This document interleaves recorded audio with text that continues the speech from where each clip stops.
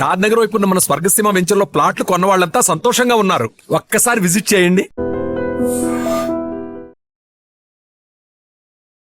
ఫ్యాక్షన్గా ఉన్న జిల్లా ఇప్పుడు చక్కగా రోల్ మోడల్ జిల్లాగా మారుతుంది.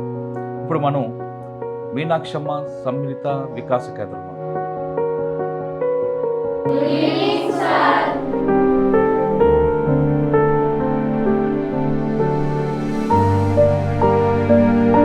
ఇక్కడ కంటికి కనిపించిన వాళ్ళు ఉంటారు, తల్లిదండ్రులు లేని వాళ్ళు ఉంటారు. వాళ్ళందరినీ తీసుకురావడం, వాళ్ళకి కంప్యూటర్ నాలెడ్జ్ కాదు, వాళ్ళకి కావాల్సిన స్కిల్స్ నేర్పించి వాళ్ళ కాళ్ళ మీద వాళ్ళే బతికేలా చేస్తారు.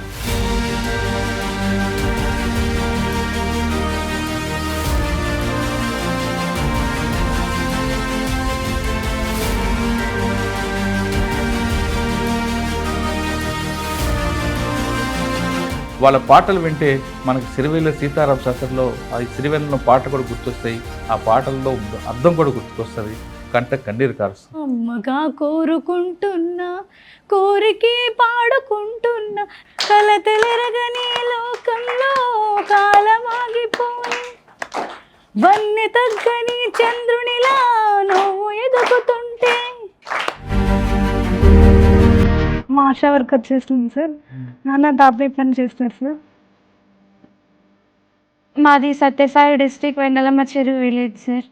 మా అమ్మ మా నాన్న ఫార్మర్స్ సార్. అంటే నాకు మా ఫాదర్ లేరు సార్. మా అమ్మ టైలరింగ్ చేస్తుంది. ఇటువంటి అద్భుతమైన సంస్థకి అంకురార్పణ చేసిన మరొక గొప్ప వ్యక్తి ఉన్నారు. ఆయన అడిగి ఈ సంస్థ ఎందుకు పెట్టాల్సి వచ్చింది, ఎవరి జ్ఞాపకార్థం పెట్టారు.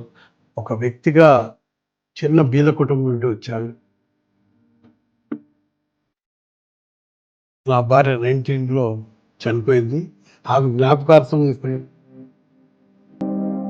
కొంత డబ్బు సంపాదించిన డబ్బును కొంత వ్యాపారస్తులకు రూపాయి పాల వడ్డీతో నేను వాళ్ళకి ఇచ్చి ఆ వచ్చిన డబ్బుతో నేను ప్రతి నెల 25వ తారీఖు నా భార్య చనిపోయిన రోజు 40 కంటి ఆపరేషన్ చేస్తున్నాను. ఈ అద్భుతమైన సంస్థకి రూపకల్పన వెంకటనారాయణ.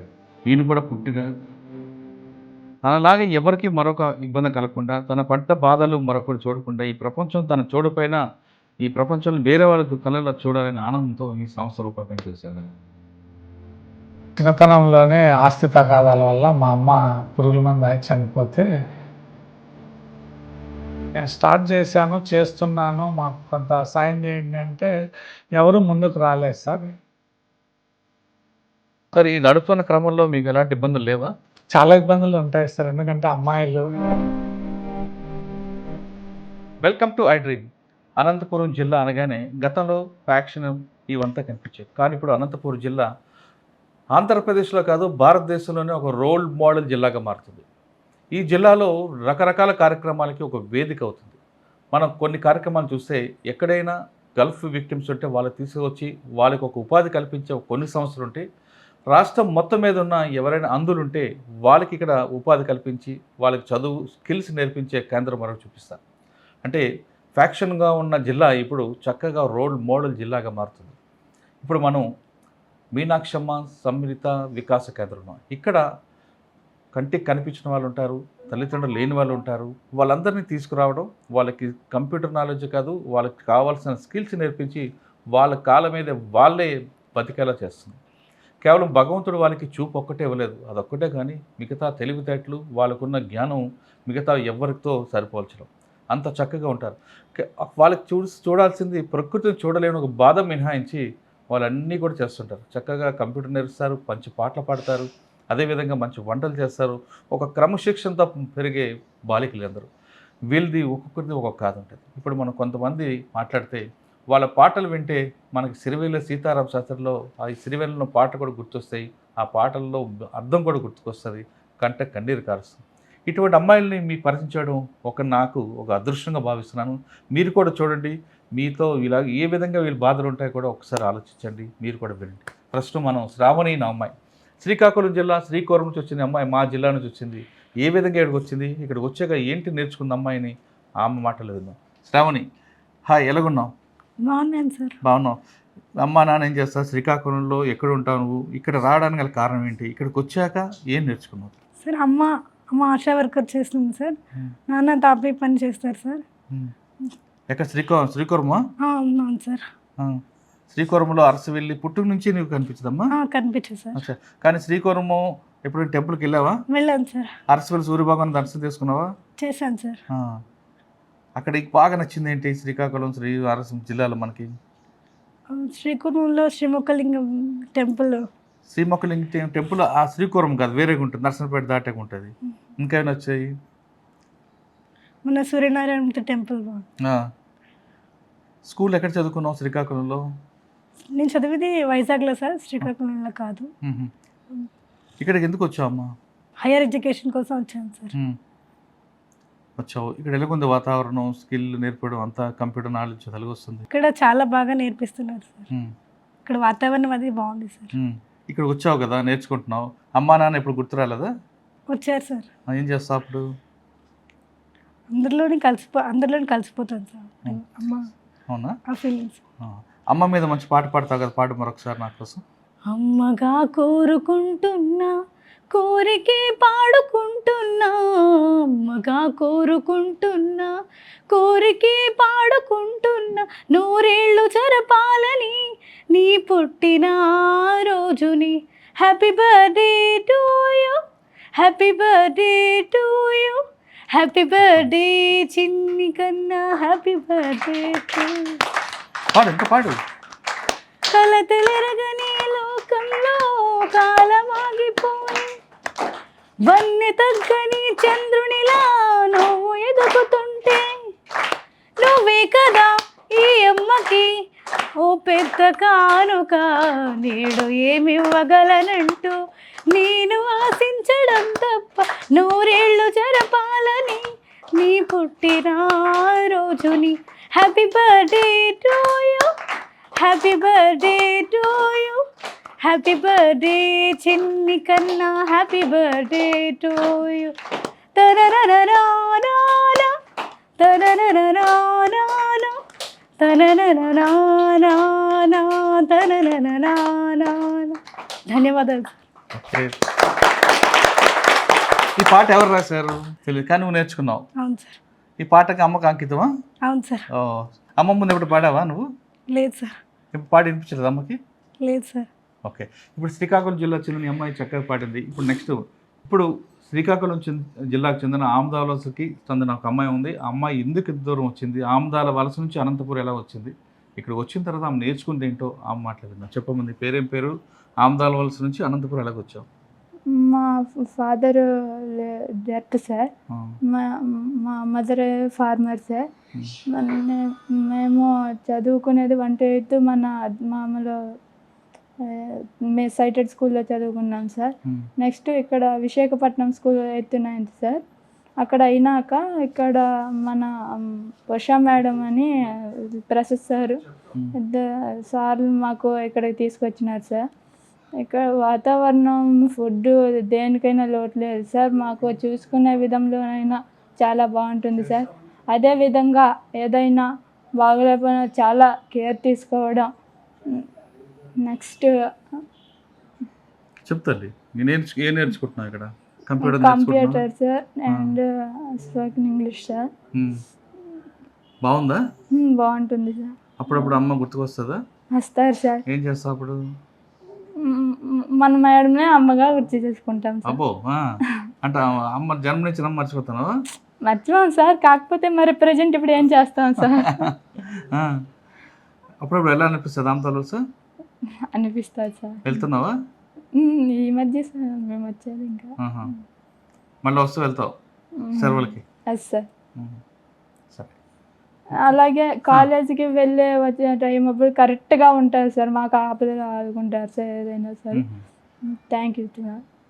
ఇప్పుడు మరొక అమ్మాయి పరిచయం చేస్తా. ఈ అమ్మాయి పుట్టపర్తి సత్యసాయి జిల్లా చెందిన అమ్మాయి. ఈ అమ్మాయి ఎలాంటి ఏ పరిస్థితికి వచ్చింది, ఇక్కడ ఏం నేర్చుకుంది విషయాలు తెలుసుకుని చెప్తాను. నీ పేరు, అమ్మా నాన్న, ఎందుకు ఇక్కడికి వచ్చిన తర్వాత ఏం నేర్చుకున్నావు? అందరికీ నమస్కారం సార్. నా పేరు నాగేశ్వరి. మాది సత్యసాయి డిస్ట్రిక్ట్ వెంగళమ్మ చెరువు విలేజ్ సార్. మా అమ్మ మా నాన్న ఫార్మర్స్ సార్.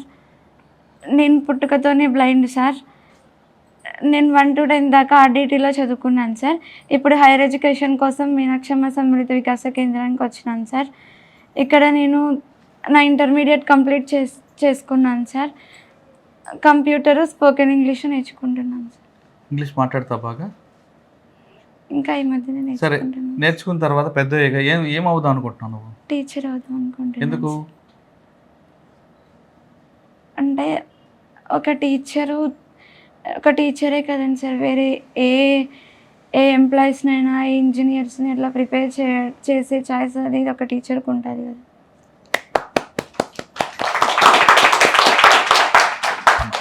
చెప్పమ్మా, నీ పేరేం పేరు, ఎక్కడి నుంచి వచ్చావు, ఇక్కడికి వచ్చిన తర్వాత నువ్వేం అవ్వాలనుకుంటున్నావు? నా పేరు మదిహా సార్. మా ఊరు కదిరి సార్. నేను కదిరి నుంచి వచ్చాను. నేను ఇక్కడ ఇంటర్ ఫస్ట్ ఇయర్ అయిపోయింది సార్. ఇప్పుడు ఇంటర్ సెకండ్ ఇయర్ చదువుకుంటున్నాను సార్. ఏం అవుదాం అనుకుంటున్నావు నువ్వు? Teacher sir. ఎందుకు నువ్వు టీచరే? అందరు టీచర్లేనా? నా పేరు భార్గవి సార్. నేను ఏడావులపర్తి విలేజ్ నుంచి వచ్చాను సార్. Village Edavulaparthi sir. ఎక్కడది? బుక్కరాయ సముద్రం మండల్, అనంతపూర్ డిస్టిక్. ఇక్కడికి ఎందుకు వచ్చావు మరి? హైయర్ ఎడ్యుకేషన్ కోసం. అవునా, ఎలాగుంది ఇక్కడ వాతావరణం? ఏం కావాలనుకుంటున్నాను? గవర్నమెంట్ ఎంప్లాయ్ అవ్వాలనేది నా డ్రీమ్ సార్. ఎందుకు గవర్నమెంట్ ఎంప్లాయ్ సార్ ఎందుకంటే సార్ మా క్యాస్ట్లో గవర్నమెంట్ జాబ్స్ వచ్చేసి చాలా తక్కువ సార్. ఏ క్యాస్ట్ మీది? మాది ఓసీ సార్. అందుకనే నేను గవర్నమెంట్ జాబ్ ఎలాగన్నా కానీ సంపాదించాలని అనుకుంటున్నాను సార్. ఏం నేర్చుకుంటున్నావు ఇక్కడ? ఇక్కడ సార్ కంప్యూటర్స్, ఇట్లా స్పోకెన్ ఇంగ్లీష్ క్లాసెస్ నేర్చుకుంటున్నావు. బాగుంది ఇక్కడ వాతావరణం? చాలా బాగుంది సార్. సెక్యూరిటీ ఎలాగుంటుంది సార్ సెక్యూరిటీ? బయటకు చాలా వెళ్తున్నప్పుడు బాగుంది సార్. బయట ఇబ్బంది హాస్టల్స్లో పెట్టడం కంటే ఎవరు ఉండవు కదా చాలా ఇక్కడ? బాగుంది. No sir. అలాంటివి ఏం లేవా? లేదు సార్. భోజనం అది బాగుంటుందా? చాలా బాగుంటుంది సార్. నీ పేరు? ఇక్కడికి ఎందుకు వచ్చా? ఇక్కడికి వచ్చిన తర్వాత వాతావరణం ఎలాగుంది? బయట స్కూల్స్కి ఇక్కడికి డిఫరెన్స్ ఏంటి? నా పేరు అక్షిత సాయి సార్. నేను అనంతపూర్ డిస్టిక్, కంబదూరు మండల్, కోటగుడ్డం నుంచి వచ్చాను సార్. నేను ఇక్కడ సెకండ్ ఇయర్ ఇంటర్మీడియట్ అయిపోయింది సార్. అంటే నాకు మా ఫాదర్ లేరు సార్. మా అమ్మ టైలరింగ్ చేస్తుంది. అందుకని ఆ కేటగిరీ ద్వారా ఇక్కడికి వచ్చాను సార్. ఇక్కడ మాకు సెక్యూరిటీ కానీ ఫుడ్ కానీ చాలా బాగుంటుంది సార్. మిగతా బయట హాస్టల్స్ కన్నా ఇక్కడ చాలా బాగుంటుంది సార్. సెక్యూరిటీ అయితే ఎనీ టైం సీసీ కెమెరా ద్వారా మమ్మల్ని మానిటర్ చేస్తూ ఉంటారు సార్. ఇక్కడ లేపుతారు. బ్రేక్ఫాస్ట్ ఏమి ఇస్తారు, లంచ్ ఏమి ఇస్తారు, కాలేజ్కి ఇప్పుడు పంపిస్తారు? మార్నింగ్ 4:30కి లేస్తాం సార్. 5:45 కల్లా అందరం రెడీ అయ్యి 5:45కి స్టడీ అవర్స్కి కూర్చుంటాం సార్. 7కి బ్రేక్ఫాస్ట్ ఉంటుంది సార్. బ్రేక్ఫాస్ట్ తర్వాత మా క్యారేజ్ మేమే ప్రిపేర్ చేసుకుని 8కి ఇక్కడ నుంచి బయలుదేరుతాం సార్. 8:15 కల్లా కాలేజ్ దగ్గర ఉంటాం sir. 8 to 6 college timing sir. అయిపోయిన వెంటనే సార్ వాళ్ళు ఉంటారు సార్. మేడం వచ్చి 6కి మమ్మల్ని పికప్ చేసుకుని ఇక్కడ వదులుతారు సార్. మళ్ళీ 6:30 to 7:30 వరకు మాకు బ్రేక్ ఉంటుంది సార్, టీ బ్రేక్. అంటే ఆ మధ్యలోనే మా బ్రేక్ అంతా అయిపోయిన తర్వాత 7:30కి స్టడీ అవర్కి కూర్చుంటాం సార్. 10 వరకు స్టడీ అవర్ ఉంటుంది సార్. చాలా స్ట్రిక్ట్గా జరుగుతాయి సార్ స్టడీ అవర్స్. బాగా చదువుకుంటాం సార్. మీకు వీకెండ్లు ఉంటాయి కదా, అప్పుడు ఏం చేస్తారు? ఎంటర్టైన్మెంట్ సినిమాలు పెడతారా, బయటికి తీసుకెళ్తారా? వీకెండ్ ఇక్కడే ఉంటుంది సార్. ఇక్కడే మేము ఎంజాయ్ చేస్తూ ఉంటాం సార్. ఏదైనా గేమ్స్ ఆడుతూ ఉంటాం సార్ ఈవినింగ్ టైమ్స్ అట్లా. ఆఫ్టర్నూన్ అయితే ఏదైనా న్యూ మూవీ ఏదొస్తే అది చూస్తాం సార్ ఇక్కడ. I got 980 out of 1000 sir. Super. మాట్లాడలే కదా. ఇటువంటి అద్భుతమైన సంస్థకి అంకురార్పణ చేసిన మరొక గొప్ప వ్యక్తి ఉన్నారు. ఆయన అడిగి ఈ సంస్థ ఎందుకు పెట్టాల్సి వచ్చింది, ఎవరి జ్ఞాపకార్థం పెట్టారు, పెట్టిన తర్వాత ఎన్ని ఒడిదొడుకులు వస్తున్నాయి, అవన్నీ ఎదుర్కొంటూ ఈ సంస్థను ఏ విధంగా ముందుకు తీసుకెళ్తున్నారు, ఆ విషయాన్ని ఆయన తెలుసుకున్నాం. సార్ నమస్తే అండి. పేరు ఇటు మంచి ఆలోచన అండి. సాధారణంగా అందరూ డబ్బులు సంపాదిస్తుంటారు, ఖర్చు పెడతారు. కానీ ఒక వ్యక్తి జ్ఞాపకార్థం లేదా ఒక వ్యక్తి మనసుకు తృప్తినిచ్చి ఈ సంఘటన పర్టికులర్గా చెప్పాలంటే ఇటువంటి అందుల్ని, ఇటువంటి అనాథల అమ్మాయిలను చేరదీయడం అనేది గొప్ప విషయం. పర్టికులర్గా అమ్మాయిలను అందరు పంపాలంటే భయపడే ఈ రోజుల్లో తల్లిదండ్రులు డేరింగ్గా మీ దగ్గర పంపిస్తున్నారంటే వాళ్ళకి ఆ నమ్మకం ఉంది. ఆ నమ్మకాన్ని మీరు క్రియేట్ చేయడం, వీళ్ళని కాపాడడం, అన్నిటికన్నా వీళ్ళకి ఒక మంచి బంగారు భవిష్యత్తు ఇవ్వడానికి మీరు చేస్తున్న ఈ పాత ఉందే, ఆ ఆలోచన రావడం అనేది మీకు ముందుగా నేను చెప్తాను. కానీ ఈ ఆలోచన వచ్చిన తర్వాత, మీకు పెట్టిన తర్వాత ఎలాంటి సమస్యలు వచ్చాయి, దీన్ని ఎలా ముందుకు తీసుకెళ్తున్నారు? ఫండింగ్ విషయంలో కానీ సార్ కష్టాలు సార్ సార్ నేను ఒక వ్యక్తిగా చిన్న బీద కుటుంబం నుండి వచ్చాను. నాకు ఇప్పుడు 76 సంవత్సరాలు. 1986లో ఒక 2,000 రూపాయలు తీసుకొని ఇంట్లో నుండి బయటకు వచ్చినప్పుడు నేను, నా భార్య, నా కొడుకు ఇంటర్ మన ఎల్కేజీలో ఉండేవాడు. అబ్బాయి ఇప్పుడు మైక్రోసాఫ్ట్లో జనరల్ మేనేజర్గా ఉన్నాడు. నాకు ఒకే కుమారుడు. అయితే నా భార్య 19లో చనిపోయింది. ఆమె జ్ఞాపకార్థం కొన్ని దేవాలయాల్లో దండిక పనులు చేశాను. దేవాలయాలకు లక్షలు ఖర్చు పెట్టాను. ఇక్కడ అనంతపూర్కు దగ్గర బుక్కరా సముద్రంలో కూడా ఒక ఆడిటోరియం నిర్మించి ఇచ్చాను కస్తూర్బా స్కూల్కి. ఇలాంటివి చేస్తున్న సమయంలో వెంకటనారాయణ గారు తారసపడడం జరిగింది. ఈ 3 years బ్యాక్ సార్ ఇట్లా ఒక స్కూల్ కాలేజీ ఇది హాస్టల్ పెడితే చాలా బాగుంటుందనే ఉద్దేశంతో ఆయన అడగడము, నేను ఇస్తానడం, ఇది దినదిన అభివృద్ధి. ఈ పొద్దు ఈ స్థితికి వచ్చిందంటే దైవం నాకు సర్వదా నా వైపు ఉన్నాడని నా ఆశ. ఇది కాక నా భార్య మీద ఉన్న ప్రేమతో వీళ్ళకు పిల్లలు నా బిడ్డల కన్నా ఎక్కువ చూసుకుంటున్నా. వాళ్ళు అడిగితే కూడా మా నాన్నగారే అంటారు. అయితే ఈ వయసు నిజంగా చెప్పాలంటే ఇది గొంగళిపురం నుండి సీతాకోకచిలుక అయ్యే వయసు. దీన్ని బాగా కాపాడుతుందంటే లక్ష్మి, మన వెంకటనారాయణ గారి భార్య. తర్వాత అందరూ ఒక ఐకమత్యంతో చేస్తున్నాం. పిల్లలు కూడా అందరినీ శ్రీ చైతన్య మాస్టర్ డిగ్రీ కాలేజీలో చదివిస్తున్నాను. పిల్లలు బాగా చదివి అందరూ ఫస్ట్ క్లాస్ పాస్ అయ్యారు. అది నాకు గొప్ప ఆనందకరమైన విషయం. దాంట్లో 11 మంది 927 నుండి 980 వచ్చారు. ఇది చాలా ఆనందకరమైన విషయం నాకు మాత్రం. నా జీవితం ధన్యమని నేను భావిస్తున్న ఈ సమయంతో ఇది మీరు కూడా ఇప్పుడు వచ్చి అడిగితే అవన్నీ చెప్పాల్సిన అవసరం వచ్చింది. చాలా థ్యాంక్స్ సార్. మీకు కూడా మా యొక్క అభినందనలు సార్. సార్ నాకు అభినందనలు పక్కన పెడతాం. సార్ సాధారణ డబ్బులు సంపాదించాక మనిషిలో ఒక స్వార్థం పెరుగుతుంటుంది. సార్ ₹1 2 చేయాలి, 2 3 చేయాలి. సార్ కానీ మీరు దీనివల్ల మీకు ఎలాంటి ప్రయోజనం ఉండదు. లేదు సార్. అయినా మీకు సంపాదన సార్ లేదు సార్. నేను నిజంగా అంటే కొంత డబ్బు సంపాదించిన డబ్బును కొంత వ్యాపారస్తులకు ₹1 వడ్డీతో నేను వాళ్ళకి ఇచ్చి ఆ వచ్చిన డబ్బుతో ప్రతి నెల 5 లక్షల రూపాయలు వెచ్చిస్తున్నాను సార్. నేను ప్రతి నెల 25వ తారీఖు నా భార్య చనిపోయిన రోజు 40 కంటి ఆపరేషన్ చేస్తున్నాను. సూపర్. తర్వాత ఇప్పటికీ అవి 2,792 ఆపరేషన్లు నిన్న 25వ తారీఖు అయినాయి. ఈ పిల్లలకు అన్నీ భరిస్తూ అదొక 2 lakhs వస్తూ ఉంది. బట్ నేను 76 సంవత్సరాలు ఎన్నాళ్ళు ఉంటానో తెలియదు. ఈ ఉన్న కాలంతో మంచిగా బతుకుదామని ఒక సదుద్దేశంతో జీవితం గడుపుతున్నాను సార్. వీళ్ళందరూ డాడీ అని పిలిస్తే మీకు ఏమనిపిస్తుంటుంది? చాలా ఆనందం వస్తుంది సార్. నాకు ఆడబిడ్డలు లేరు, పిల్లలు నా బిడ్డలు. ఇది చాలా ఆనందకరమైన విషయం సార్. నేను అంటే నాకు సంతోషం ఎట్లుంటుందంటే నేను కారు దిగి వస్తానే అందరూ చుట్టేసుకుంటాను నన్ను. నాకు నా బిడ్డలు కూడా అంత ఉంటే అంత ఆనందం కనబరుస్తారో లేదో తెలియదు, కానీ వీళ్ళు నా బిడ్డల కన్నా ఎక్కువ సార్ నిజంగా చెప్పాలంటే.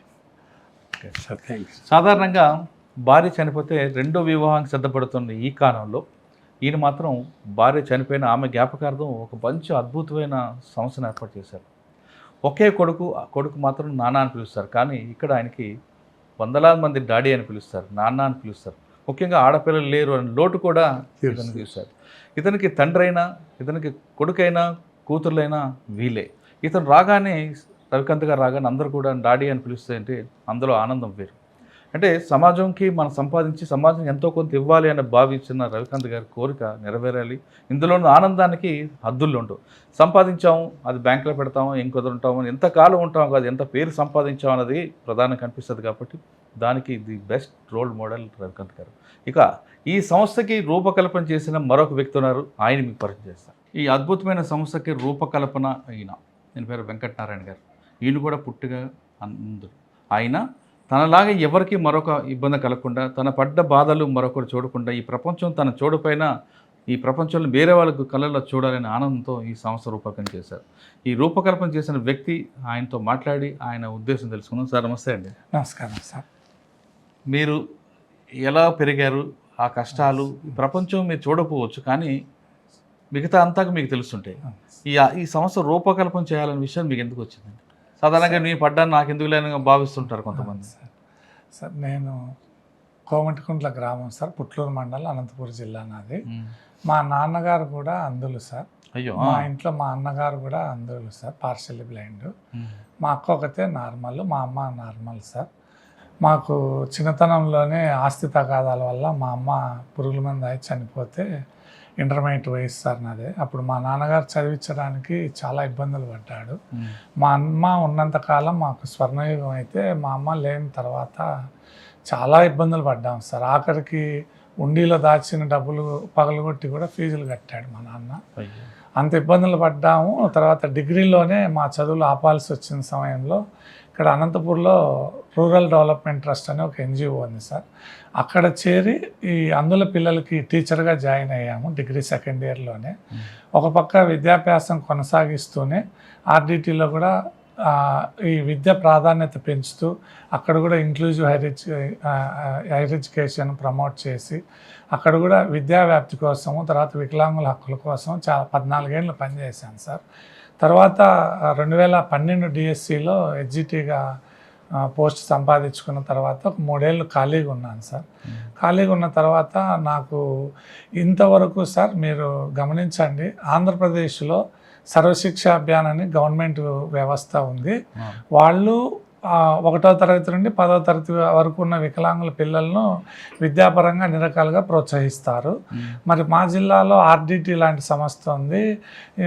మొత్తం రాష్ట్ర వ్యాప్తంగా ఎన్టీ రామారావు గారు 83లో ముఖ్యమంత్రిగా అయిన తర్వాత అందుల కోసం ఒక 4 పాఠశాలను ఏర్పాటు చేశారు సార్. అవి కూడా కేవలం 10వ తరగతి వరకు మాత్రమే ఉన్నాయి సార్. ఇంటర్మీడియట్, డిగ్రీ లేదా టెక్నికల్ ఎడ్యుకేషన్ చదవాలనుకుంటే కనుక ఇప్పటికి కూడా ఆంధ్రప్రదేశ్లో వికలాంగులకు సరైన ఇట్లాంటి ఇన్స్టిట్యూషన్ లేదు సార్. మైసూరు కానీ, హైదరాబాద్లో చిన్నజీఆర్ స్వామి వారు నడుపుతున్న నేత్ర విద్యాలయ కానీ వెళ్ళాలి సార్. అక్కడ కూడా ఏంటంటే ఓన్లీ అందులోనే ఉంటాం సార్. అంటే మేము పుట్టినప్పటి నుండి 1వ తరగతి నుండి 10వ తరగతి వరకు అందులోనే ఉంటాం, 4 గోడల మధ్యలో. ఈ ఇంటర్మీడియట్, డిగ్రీ కూడా ఎన్జిఓస్, చారిటబుల్ నడిచే సంస్థలలో అందులో 4 గోడల మధ్య ఉండడం వల్ల వాళ్ళ ఆర్థిక వనరుల మేరకు ఫ్యాకల్టీస్ను బయట చైతన్య, నారాయణను, ఇంకొక మంచి ఎడ్యుకేషన్ ఇన్స్టిట్యూషన్లో ఉండే ఫ్యాకల్టీస్ దగ్గర మేము చదువుకునే అవకాశాలు కోల్పోతున్నామని నేను స్వయంగా గమనించాను సార్. ఎందుకంటే వాళ్ళకున్న ఆర్థిక వనరుల మేరకు వాళ్ళు టీచర్స్ని ఏర్పాటు చేస్తారు. వీటన్నిటికీ సొల్యూషన్ ఏమంటే మనం ఒక మంచి వసతిని, భోజనమును, ట్రాన్స్పోర్టేషను, తర్వాత వాళ్ళకి ఫీజులు, పుస్తకాలు అన్నీ భరించగలిగితే మనం బ్లైండ్స్ ఎందుకు కార్పొరేట్ కాలేజీలలో చదువుకోకూడదు, సకలాంగులతో సమానంగా కూర్చొని వాళ్ళ మధ్యలో ఎందుకు విద్యను అభ్యసించకూడదు అనే ఆలోచన వచ్చి చాలామందితో నేను ఇది చర్చించాను సార్. ఇట్లా నేను స్టార్ట్ చేస్తున్నాను, మాకు కొంత సాయం చేయండి అంటే ఎవరు ముందుకు రాలేదు సార్. అలాంటి టైంలో మాకు అనంతపూర్లో రవికాంత్ రమణ గారు అనంతపూర్లో ఉన్న అందులందరికీ సుపరిచితులు సార్. ఆయన సహాయం పొందనోళ్ళు ఎవరూ లేరు.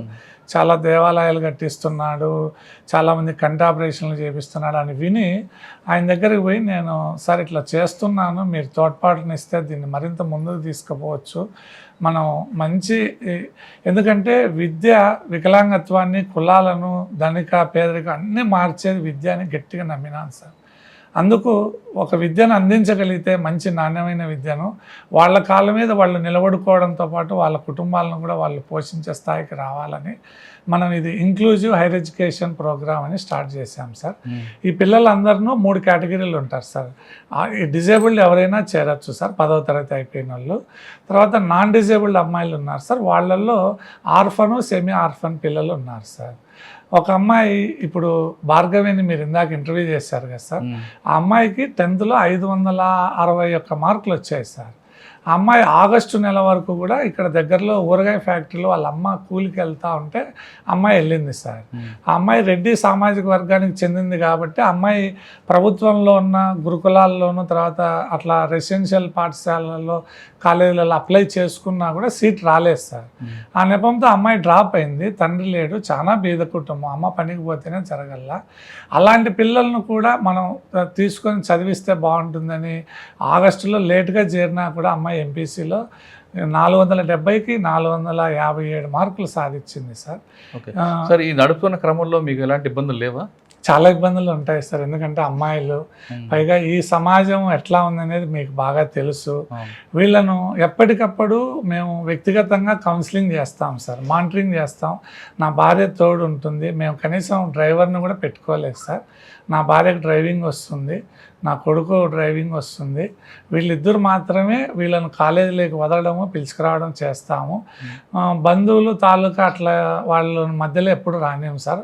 ఎవరైతే మనకు చేర్చింటారో వాళ్ళు ఆదివారం మాత్రమే రావాలా, పిల్లలతో కలిసి కూర్చొని భోంచేస్తారు. ఆ రోజు నేను రమణ సార్ ఇద్దరు ఉంటాము. ఇట్లా వాళ్ళకు ఫోన్లు కూడా అందుబాటులో ఉన్నాం సార్. మేము మా ఫోన్ల నుండి మాత్రమే పేరెంట్స్కి మేమే స్వయంగా ప్రతి వారము ఫోన్ చేయిస్తాం సార్. ఓకే, మరి వీళ్ళకి అయ్యే భోజనాలకు దానికి మరి ఆర్థికంగా ఫండ్ ఎలాగ వస్తుంటుంది సార్? రవికాంత్ రమణ సార్ గారు మాకు మొత్తం భరిస్తున్నారు సార్. ఈ మధ్య కాలంలో మాకు ఈ ప్రయాణంలో కాంటినెంటల్ చైర్మన్ చెల్లా రాజేంద్ర ప్రసాద్ గారు మాకు తోడైనారు సార్. సారు మాకు నెల నెల ఈ బిల్డింగ్ రెంట్ అవి సార్ భరిస్తున్నారు. సారు మాకు ఇక్కడికి వచ్చి పర్సనల్గా విజిట్ చేశారు సార్. తమలాంటి వాళ్ళ ద్వారా తెలుసుకొని ఇంత బాగుందా అని చూసి పిల్లలతో మాట్లాడి గడిపి ప్రభుత్వంతో స్థలం కొనండి, డిజేబుల్డ్ ఫ్రెండ్లీ బిల్డింగ్ నేను మీకు నిర్మించి ఇస్తానని. ఆంధ్రప్రదేశ్లో ఇంక్లూజివ్ డెవలప్మెంట్ సెంటర్ లేదు సార్. దాన్ని నిర్మిస్తే అనేక మంది వికలాంగులకు బడుగు బలహీన వర్గాల పిల్లలకి మంచి ఎడ్యుకేషన్ పరంగా డెవలప్ అవుతారని అది అడిగాము. సార్ చేస్తామని చెప్పారు సార్. ఆ తర్వాత ఇక్కడ పీటీసీలో ఏఎస్పీ మల్లికార్జున వర్మ సార్ ఉన్నారు సార్. సార్ గతంలో కూడా టౌన్ డిఎస్పీగా ఉన్నప్పటి నుండి మాకు అండా ఉన్నారు సార్. మాలాంటి వికలాంగులు కానీ, ఒంటరి మహిళలు కానీ, బలహీనులు కానీ సమాజంలో బతకాల అంటే నిజంగా అలాంటి మహానుభావుడు లాంటి వాళ్ళు ఆఫీసర్స్గా ఉంటే నిజంగా రక్షక భటుకులుగా మాకు ఉంటారని చెప్తున్నాం. ఎందుకంటే ఈ సందర్భంగా మేము గతంలో ఒక ఎన్జిఓ వేరే వాళ్ళ దగ్గర పనిచేసే వాళ్ళం సార్. అక్కడ మా భార్యను ఒక అతను ఫ్యాషన్ కదా ఇది ప్రపంచము, మీరు గుడ్ మార్నింగ్ నమస్కారం 2 చేతులు ఎత్తి దండం పెట్టకూడదు, మీరు షేక్ హ్యాండ్ ఇవ్వాలని ఒక ఆఫీసర్ అడిగాడు సార్. ఆ ఎన్జిఓ ఫౌండరు చాలా బాధ అనింది. మన సంస్కృతి, మన సాంప్రదాయము, టెక్నాలజీ అభివృద్ధి చేసుకోవాలి కానీ షేక్ హ్యాండ్లు ఇవ్వడం అనేది దాని వెనక దురుద్దేశం మేము గమనించి పర్సనల్గా వెళ్ళి సార్కి చెప్పాము సార్. సార్ ఇట్లా వాడు మమ్మల్ని ఇబ్బంది పెడుతున్నాడని చెప్పంగానే వెంటనే సార్ వాళ్ళని అదుపులోకి తీసుకొని వాళ్ళని శిక్షించి ఆ ఎదవలందరినీ తరిమేసి ఆ తర్వాత మాకు అనిపించింది సార్, మనం ఎప్పుడు మంచి చేయాలని చెప్పి ఒకరి దగ్గర చేరితే మనకి ఇలాంటి ఇబ్బందులు వస్తాయనే ఉద్దేశంతోనే వ్యూ అనే సంస్థను స్టార్ట్ చేశాం సార్. మీ గోల్ ఏంటండి సార్? ప్రతి వికలాంగులు, ప్రతి అనాథ పిల్లలు, నాకు కూడా తల్లిదండ్రులు లేరు సార్. కాబట్టి స్వయంగా జీవిస్తూ సమాజానికి, దేశానికి ఉపయోగపడి నలుగురికి సహాయం చేసే స్థితిలో ఉండాలి కానీ ఏదో ప్రభుత్వాలు ఇచ్చే పెన్షన్లతోనో దీనిలతోనో జీవనం గడపకూడదు అనేది నా ఉద్దేశం సార్. ఓకే, మంచి మనసు ఉంటే అవయవాలు సరిగ్గా అవసరం లేకుండా అంటున్నారు వెంకటరమణ గారు. ఆయన కుటుంబం మొత్తం పుట్టుకు గుడ్డు అయినా ఖచ్చితంగా మంచి మనసు ఉంది కాబట్టి తనలాగా బాధలు పడకూడదు, ఇతరులు పడకూడదని ఒక సంస్థను ఏర్పాటు చేయడం కాకుండా వాళ్ళ కాళ్ళ మీద వాళ్ళే నిలబడి వాళ్ళు ఆర్థికంగా బలోపేతం అవడానికి మంచి కార్యక్రమం చేపట్టారు. సాధారణంగా ఇటువంటి వ్యక్తులందరూ కూడా ప్రభుత్వాల మీద ఆధారపడతాయి, ప్రభుత్వం ఏదో ఇస్తుంది దాని ద్వారా మనం వెళ్దాం అనుకుంటారు. కానీ ఇక్కడ వీళ్ళు కాళ్ళ మీద నిలబడి వీళ్ళు మరికొంతమందికి ఆదాయం సమకూర్చే విధంగా తయారవడం కాకుండా వీళ్ళు ఉపాధి అవకాశాలు కల్పించే స్థాయికి ఎదిగేలా పైకి వస్తారని తెలుస్తుంది. సాధారణంగా ప్రతి ఒక్కరు కూడా ఉపాధి కోసం పక్క రాష్ట్రాలకు వెళ్తారు, పక్క జిల్లాలకు వెళ్తారు. కానీ ఈ సంస్థలో చదువుకున్న విద్యార్థులకు ఖచ్చితంగా వీళ్ళు మరో 10 మందికి ఉపాధి కల్పించే స్థాయికి ఎదుగుతారని ఆశిద్దాం.